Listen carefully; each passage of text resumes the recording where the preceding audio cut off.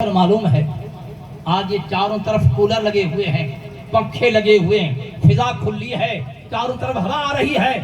میدان محشر کے اندر یہ سورج جو ہمارے اوپر سر کے اوپر ہے، یہ چوتھے حجاب پہ ہے، چوتھے آسمان پہ ہے، اور اس سورج کا رخ ادھر اوپر ہے۔ میدان محشر جب بپا ہوگا، قیامت کا دن آئے گا، کڑاکے کی گرمی ہوگی، سورج ایک نیزے کے اوپر آ کر کے کھڑا رہ جائے گا اور سورج کا رخ ہماری طرف کر دیا جائے گا، اور زمین تپ کر کے گرم ہو کر کے تابہ بن جائے گی۔ اس وقت کسی کو کچھ کہنے کی، کچھ سمجھنے کی، کچھ چلنے کی اور کچھ کہنے کی، سفارش کی مجال نہیں ہوگی۔ ایسے ماحول کے اندر انسان پریشان ہوں گے، اور انسانوں کو لینے کے لیے اور جلانے کے لیے جہنم کی آگ آئے گی۔ اللہ کی پناہ، صد بار اللہ کی پناہ۔ بات چل رہی ہے اللہ کے ڈر سے آنکھوں میں جو آنسو بہتا ہے، اس کی بات چل رہی ہے، ذہن میں رکھنا موضوع۔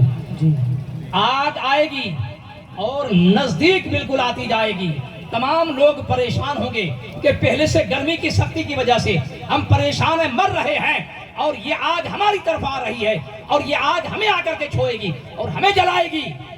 لیکن دوستو اور بزرگوں، اس وقت اللہ کی نوری مخلوق فرشتے ایک پیالہ پانی کا لائیں گے، اور اس پیالے کو اس جہنم کی آگ کے اوپر ڈالیں گے، وہ جہنم کی آگ پوری کی پوری بجھ جائے گی۔ سبحان اللہ، سبحان اللہ۔ وہ پانی کوئی دنیا کا پانی نہیں ہوگا، وہ پانی اور کوئی پانی نہیں ہوگا، بلکہ وہ پانی ہوگا، وہ پانی جو اللہ کے نیک بندوں نے، مسلمانوں نے، کلمہ گو نے، جو اللہ کے ڈر سے اپنے آنکھوں سے بہائے تھے، وہ پانی اللہ کی دربار میں محفوظ ہوگا، اور قیامت کے دن امت مصطفیٰ کو جہنم کی آگ سے بچانے کے لیے وہی فرشتے آگ جہنم کی آگ پر پھینکیں گے، جس کی وجہ سے وہ جہنم کی آگ بجھ جائے گی۔ سبحان اللہ، سبحان اللہ۔